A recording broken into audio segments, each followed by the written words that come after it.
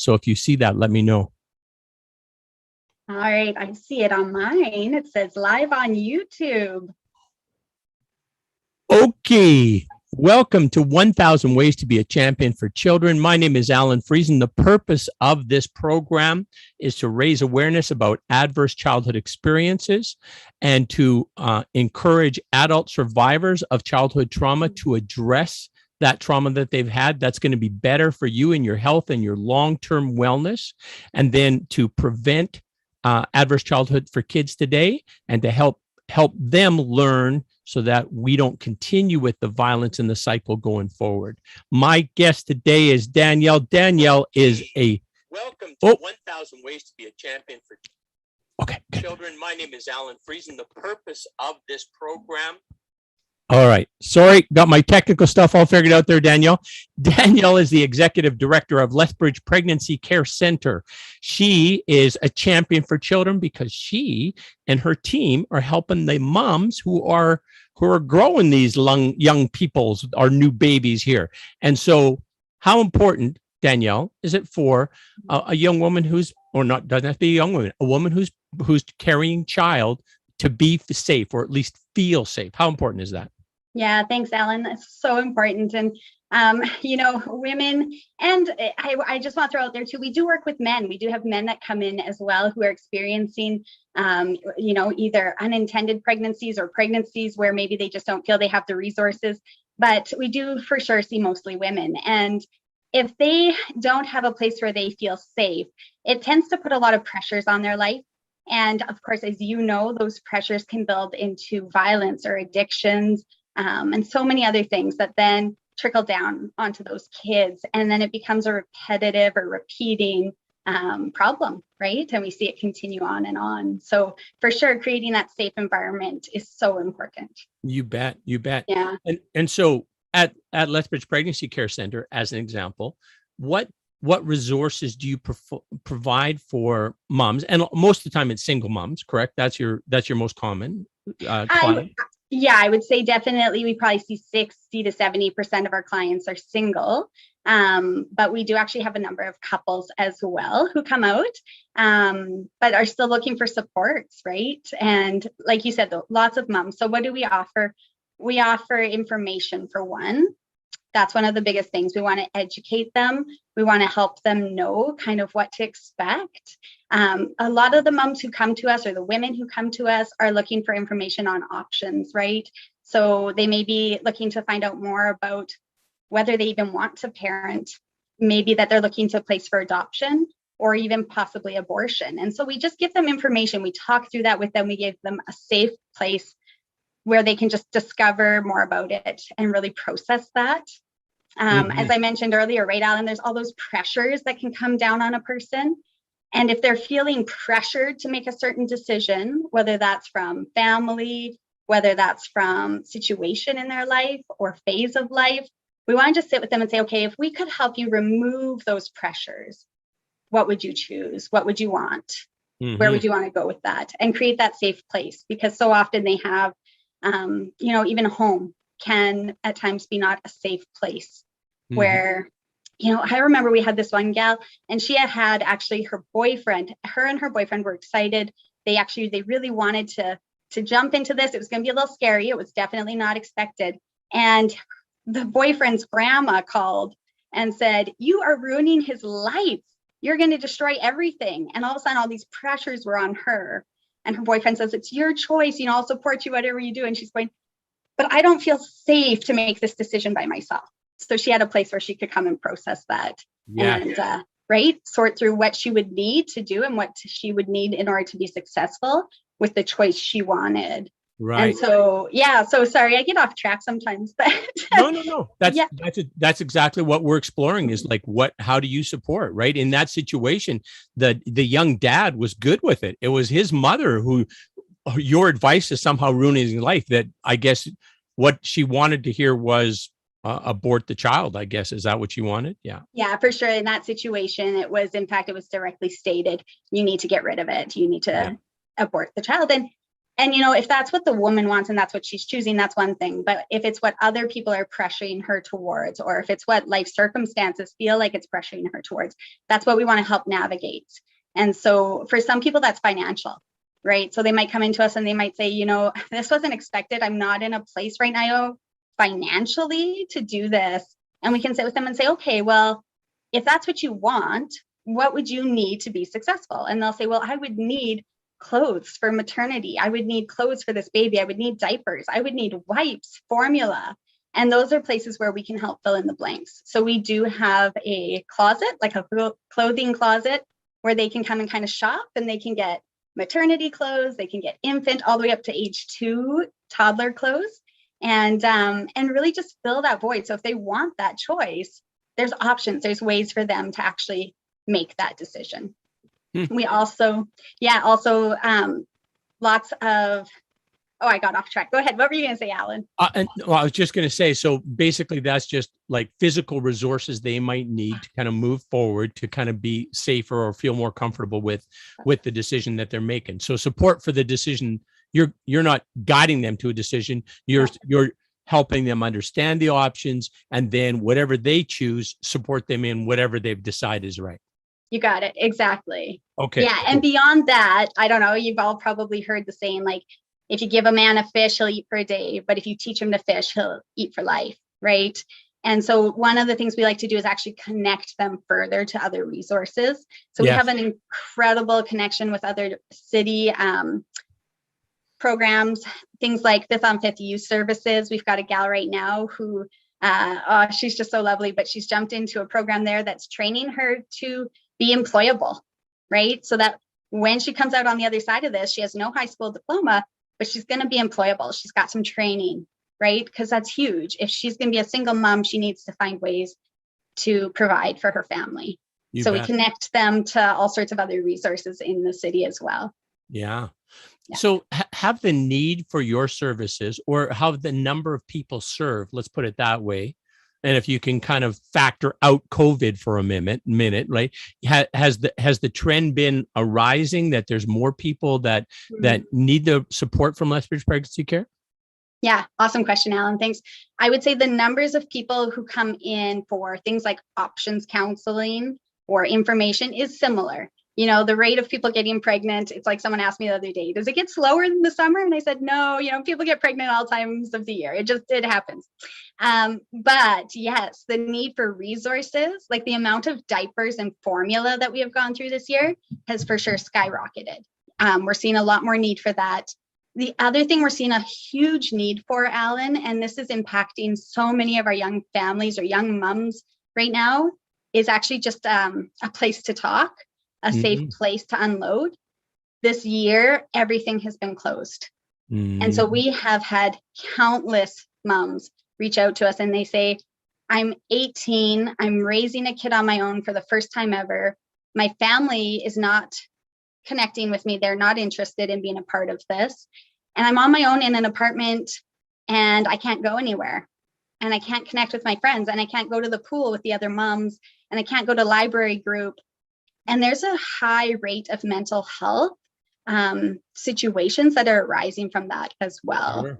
That's real challenging. I mean, the whole either, becoming a mom, growing a human being within you, or having that child and looking after that, that's a huge, huge job. And if you're like on your own, that's, and especially you are on your own and you have nobody to even kind of vent or express your frustration or fears or concerns or, those kind of things. Right. So, yeah. And so how does that for folks needing the more connection to feel safe, then you have limited resources. There's only so much you can do, right?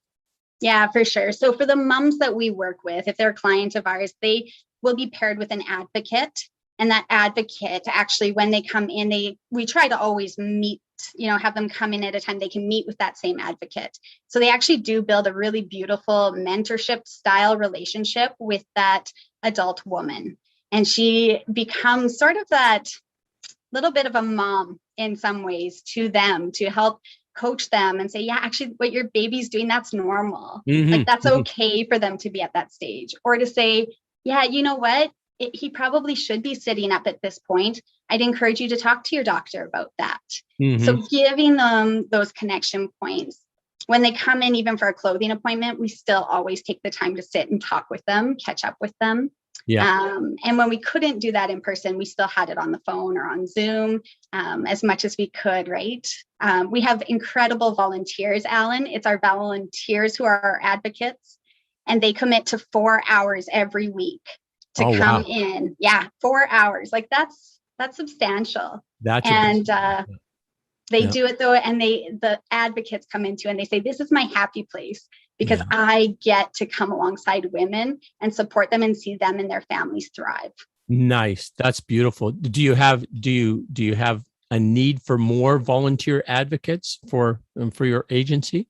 Thanks for asking. We're actually at a really sweet place right now. We were just talking about that the other day. We're so blessed and appreciative. Even coming out of COVID, the women are just eager to be there and to serve. So we're actually at a great place right now that way.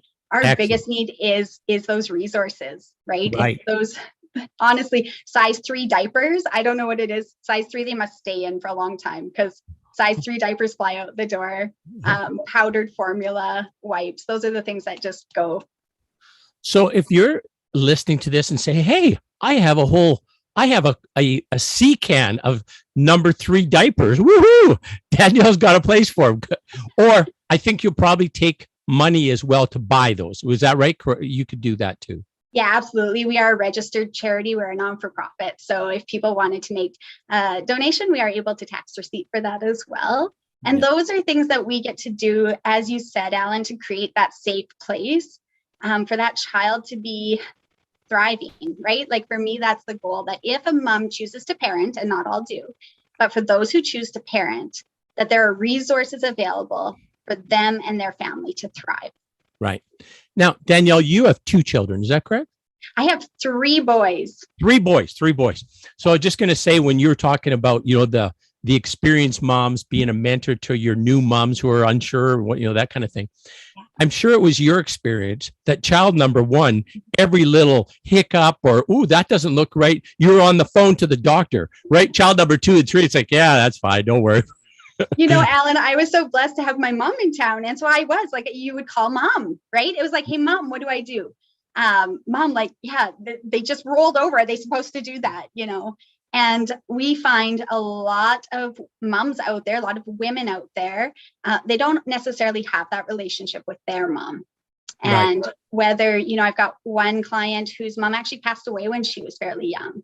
And dad's not really that involved, and she's trying to do this. And she's going, I don't even know. Yeah, actually, I remember asking, a simple question. And it was like, I think it was, we're using contraception because we want to also educate them about sexual health and healthy relationships. And she says, what's contraception? And I went, Mom passed away when she was young, didn't finish school. So yeah, who would teach you that? Where do you learn that? Right. And so again, it's not just giving them a safe place, but educating them for the future. Yes, that's a very important learning moment right there. Yeah, that's 100%. Oh, wow. Yeah. So I'm, the service you provide or the support you provide is huge because, of course, being a parent is tough already. Being a parent, if you've got enough resources, you've got enough money, you've got enough time, and you've got a family support, it's still hard to be a parent, right? But to be a parent and like not have those supports and be low on resources that you need to buy the diapers and the wipes and and you don't have the resources for that, or you're in a food insecurity type situation, that's not a good way for that mom or that child to proceed in their lives, right? So yeah, absolutely. That's when they start turning to other coping mechanisms, right? Yes. And that's where the behaviors and situation can really downwardly spiral, putting both mom and babe or family at risk. Yeah, absolutely. Right. So one of the other things we do, Alan, is we actually offer a parenting class for our clients. And so we actually go through with them, okay, like, what should baby eat? What's his first food? How do you prepare frozen food for baby? Is canned food safe? Go through those types of things. What should baby do at the different stages? All sorts of things. We talk about what medicines are good or what you maybe should avoid with little ones. Yeah. And so just educating them in that too. And do you have any connection with, what's it called? La Leash League? Is that the breastfeeding folks? La Leash League? Yeah, for sure. The gals there are so wonderful, and we are often encouraging our clients to go and meet with them. And for example, like early intervention is so important there, right, Alan? Because we have, for example, some gals who don't get in early enough. They kind of fall through the cracks, and that can happen. I've got one client right now, because of different sensitivities that her child has, the formula for her child is $500 a month. Oh, ouch. $500 a month. Imagine, like, for some people, that's rent, right? Like that is your room. And so now if you have to put that into formula just so your baby can eat what's left. Yeah. So yeah, huge. Wow.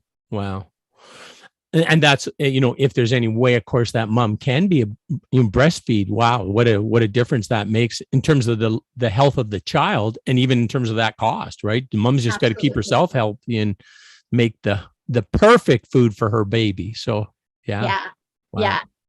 Yeah. So finding those resources is huge. And we love getting to just meet with our clients and help connect them. It's so important. So the parenting class, then that is something you do directly through Lethbridge Pregnancy Care Center, correct? Yes, that's correct. Because there's other ones you interact with other agencies, like La Leash League as an example, that you work with them, and then you work with who else? Lethbridge Family Services or Family Center? Absolutely. Yeah, both of those. Better Beginnings is one we work quite a bit with or refer to a lot, right? They're getting nutrition information to expectant mothers. So vitamins, again, nutritionalist, they get to meet with a nutritionalist and specialist, learn about how to feed their body while actually carrying the baby, right? Mm-hmm. So that the baby is growing healthy. And so, yeah, those are a couple. Housing. So we work with Housing First. We work with mental health as well. Like Alberta Mental Health, we probably call a few times a week to connect and help support our clients that way.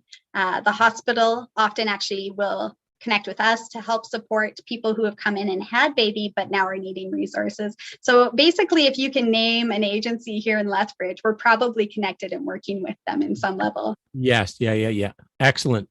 And that's the way it should be, right? We're all there.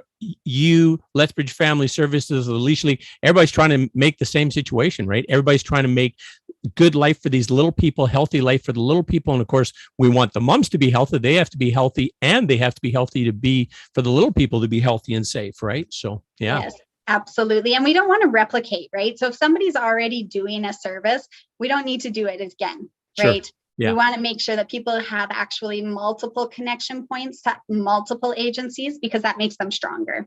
Yes. Yeah. There was a question I was going to ask you. I was going to tell you this and just get your thoughts on it.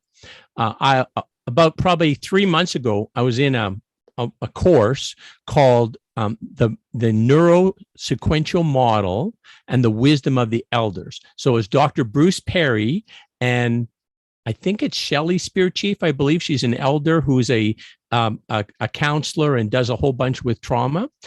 And anyways, what they were talking about was, the point was that an ideal environment for a child is where there's like 3 or 4, if not parents, but developed advanced adults, not advanced, adults who have the capacity to kind of watch for the child.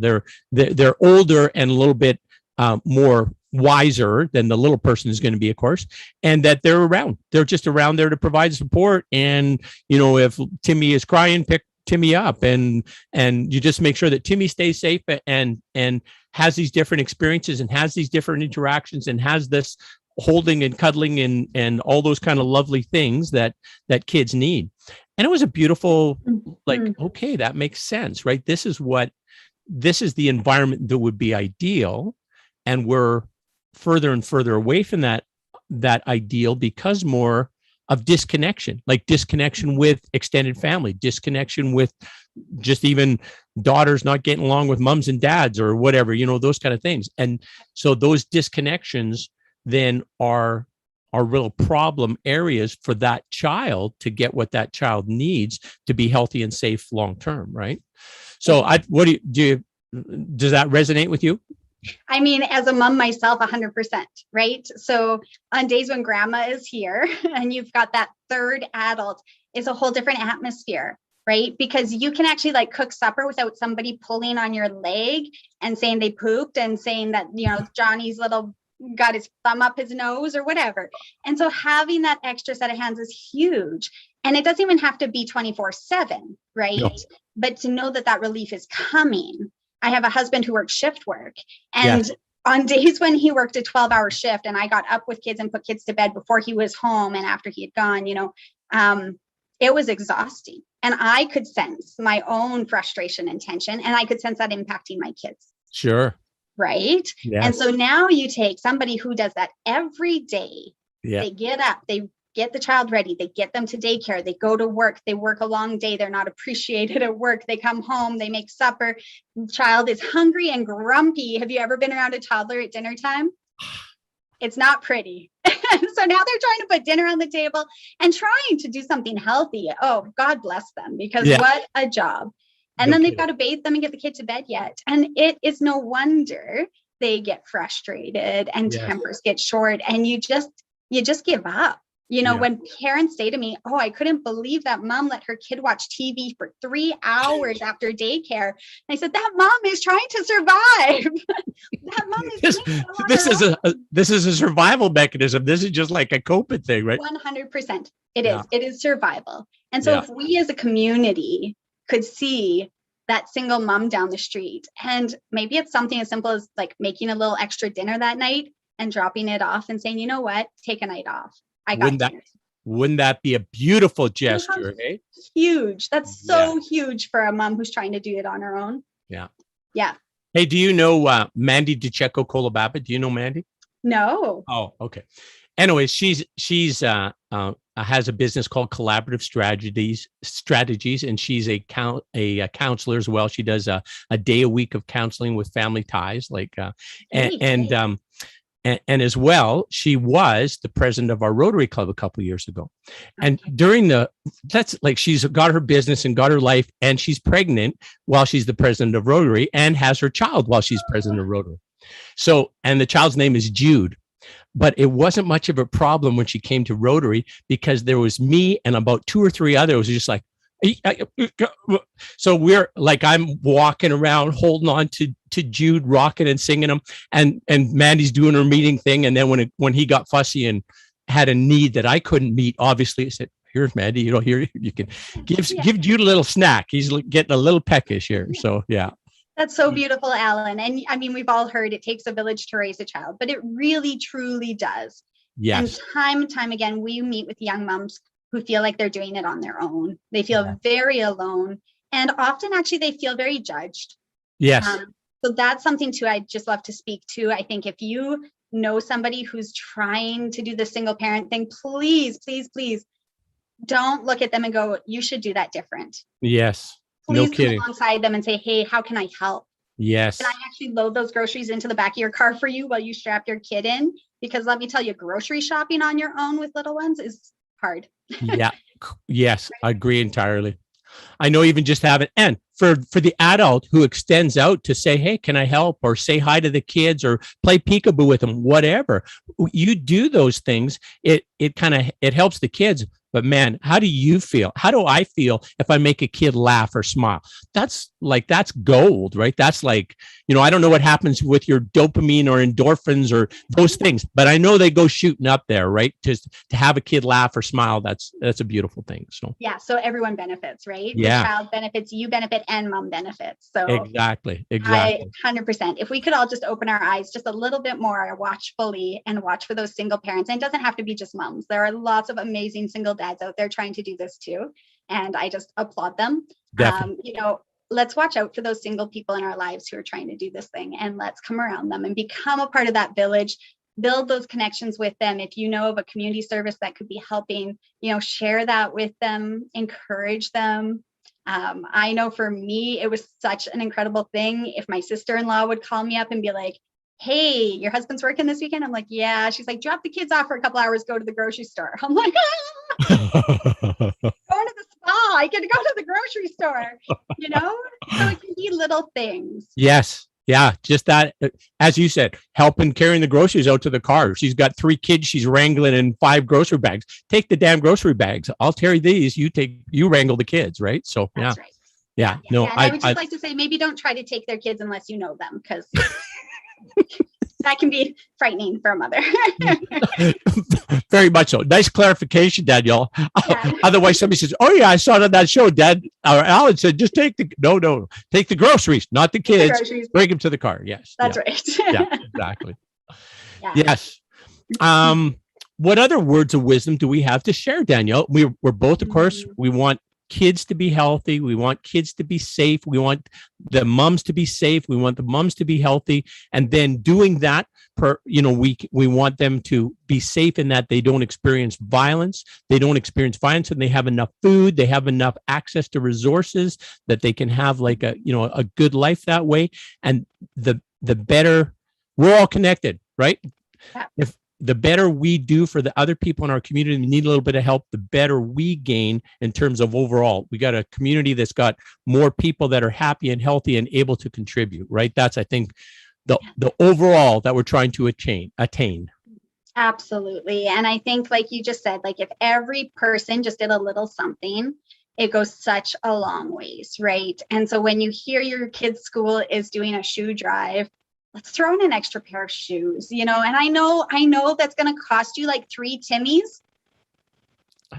Could we maybe give up 3 Timmies? The food banks, let's support those. The soup kitchen, let's support that. Let's gather around and let's really support the resources and then the individuals. Because I think for me personally, Alan, I've gone through seasons of life where I think, well, I'm giving money to that charity so they can do that.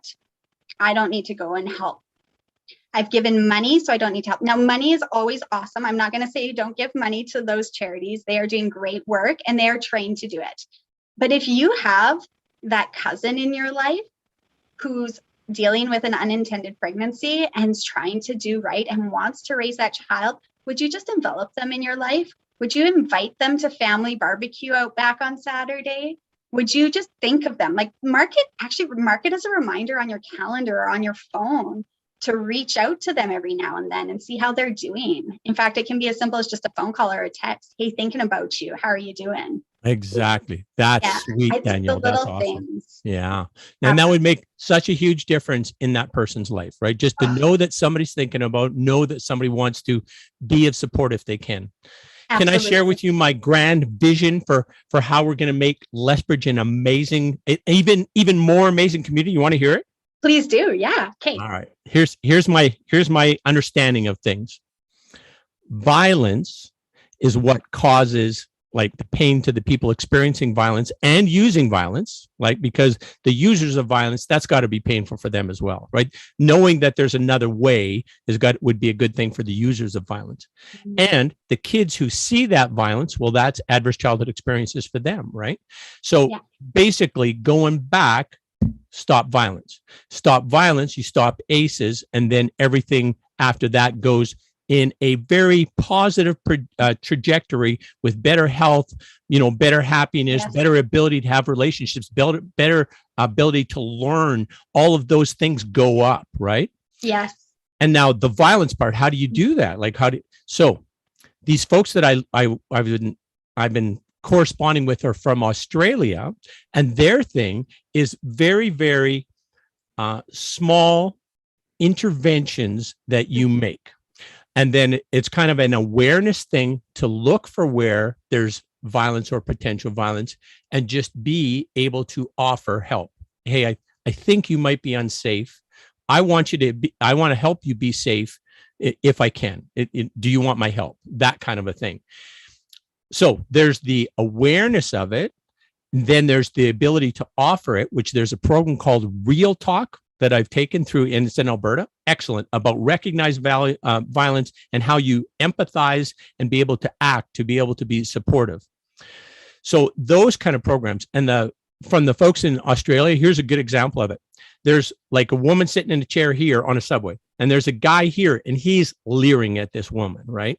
And you could see she feels really, really uncomfortable. And there's a guy standing here, and he's watching this exchange, and they kind of play his inner talk, right? Well, he's not doing anything wrong, blah, blah, blah. And then he's looking back and says, oh, wow, she feels really uncomfortable. So what's he do? He just takes a step forward. He blocks the line of sight between the two of them. That's it. Then he gives them a look this way and a look this way as to, hey, I'm intervening, and then problem solved. Everybody's, the woman feels more comfortable. The guy kind of feels a little, oh, okay, maybe I was being a bit of an ass, right? So what a great solution. And it's just an individual who cares, who takes a step forward. He recognizes the situation.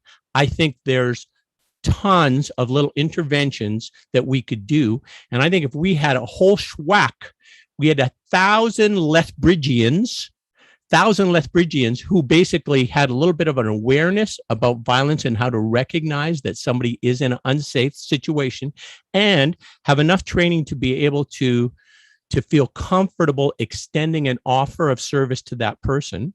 And then there's a system navigator thing coming up through the whole CWSS thing. If they took that system navigator training, then they know where the resources are. Oh, this is your concern. The crux of this is food insecurity. Here's the numbers I know to reach. Oh, it's this. It's a drug. Here's the numbers I know to access to help you get what you need. Right? Yeah. That's my grand scheme. Do you know what I love about that, Alan? Is it is simple, right? We're not asking somebody to step out and punch the man in the face and start a big fight. We're just asking them to just take that step forward and actually just block the view, right? Exactly. So we're not actually fighting violence with violence. We're fighting with simple little gestures.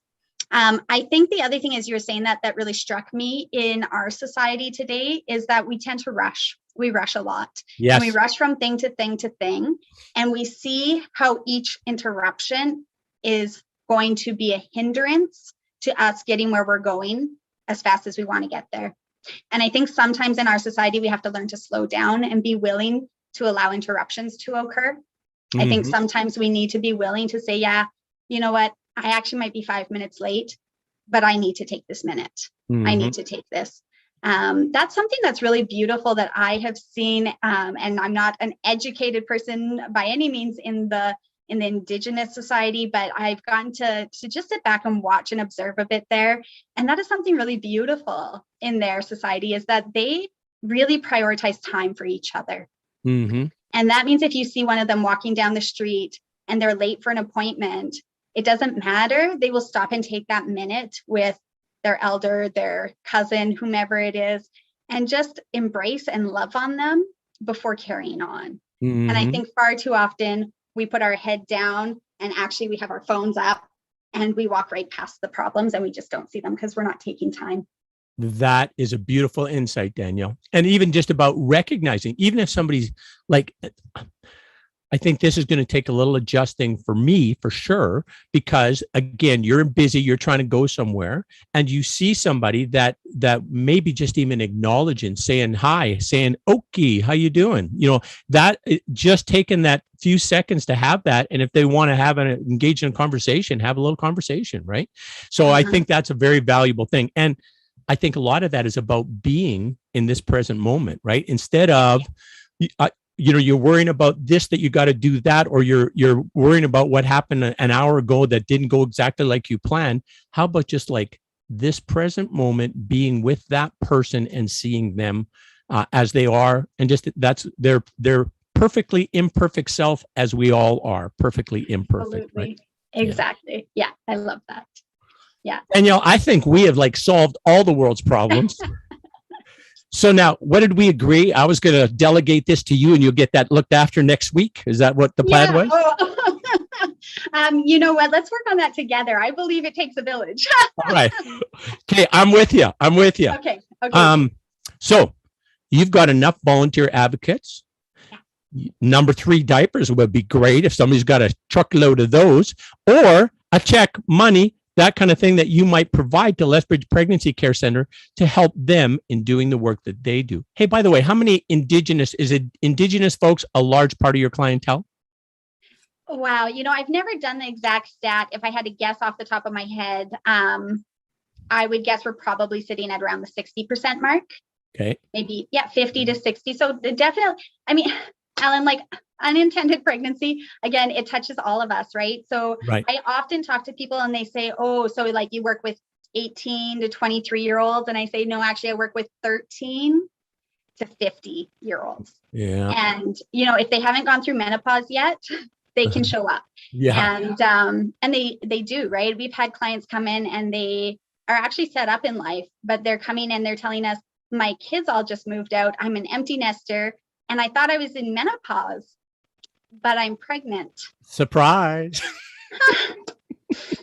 And they're going, what now? So it can happen at any stage. It's one of those things that actually hits all demographics. It doesn't matter your age. It doesn't matter your stage of life. It actually doesn't even matter your income. It can hit professionals. It can hit, like I said, 13-year-olds who just are still in middle school. It just doesn't matter. If you are actively being active sexually with your partner, it can happen to you. Does your advice, no, you don't give advice, you give options. You discuss options and then they decide. But I'm sure if it's a woman who has been raped, her discussion is going to be quite different than if it was oh yeah, I didn't know about protection. But would that be a fair statement, I'm thinking? Yeah, those are really, really hard ones. And Alan, we've had women in that situation who actually strongly believe in carrying to term, but maybe don't want to parent. And so we have seen women placed for adoption in that situation. But it is a really hard thing because you still have 9 months, a very public situation. Unless you hide in your closet, it's pretty obvious to see that somebody is pregnant, and you get asked a lot of questions and people come and try to rub your belly. And so there are women who choose that. And there are women for whom it's a really hard conversation to say, I cannot do this. There's a lot of trauma attached to that. Yeah. So the situation, every client is so unique.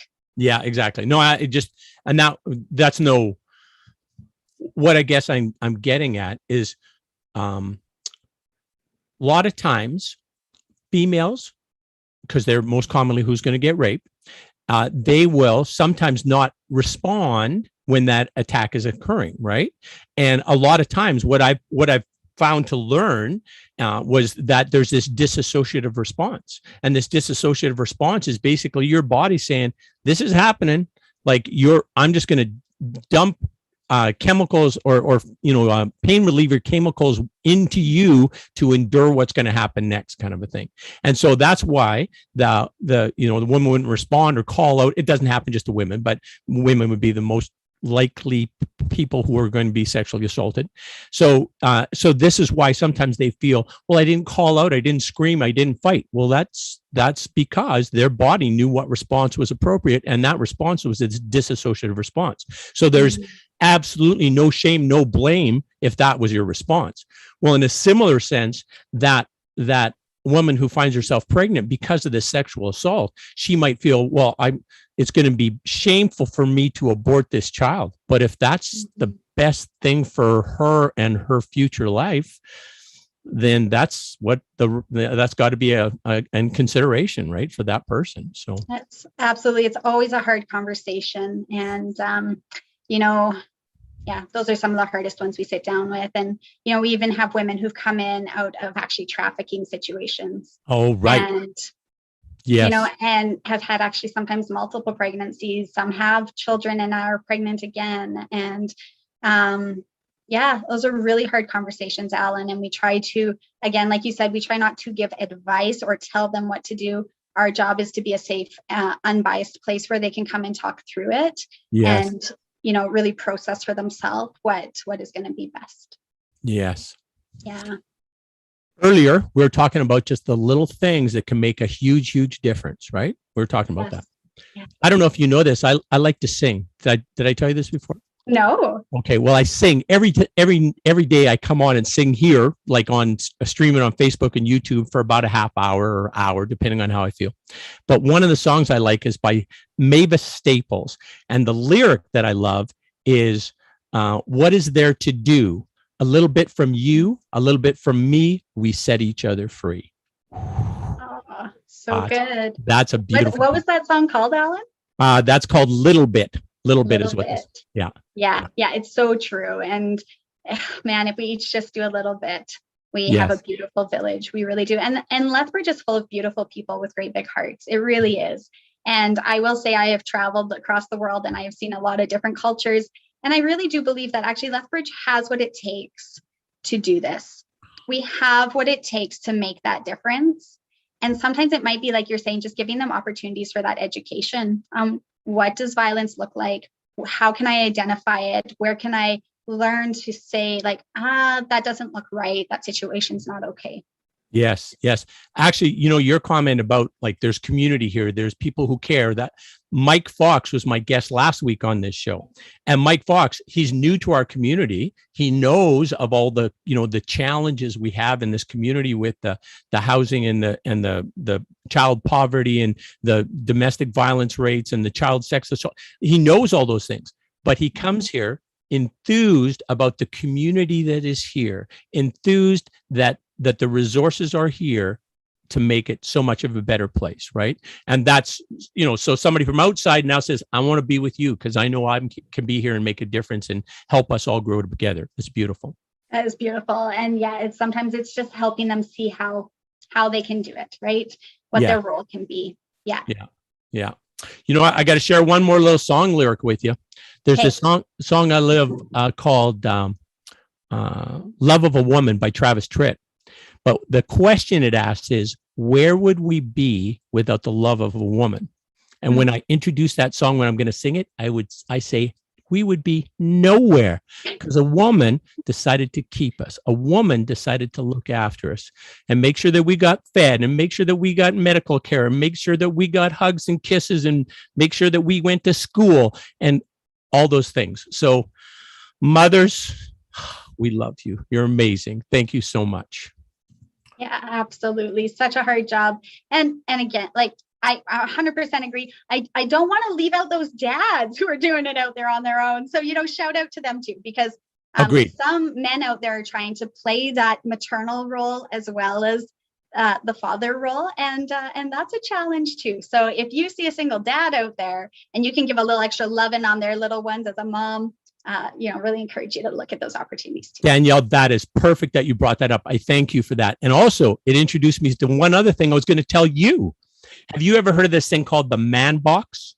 No, tell me about the Man Box. Okay. So there's two agencies, Next Gen Men and A Call to Men. There's probably more, but there's two that I know of that are really, and there's this Joshua Katz guy as well. That's kind of part of it as well, though he's more anti-men or bad men, and A Call to Men and Next Gen Men are more like, hey guys, you've been taught some very, very unfavorable things. So the whole social conditioning about what a boy is taught to believe about what a man is and what women are, right? Like that, the relationship between them.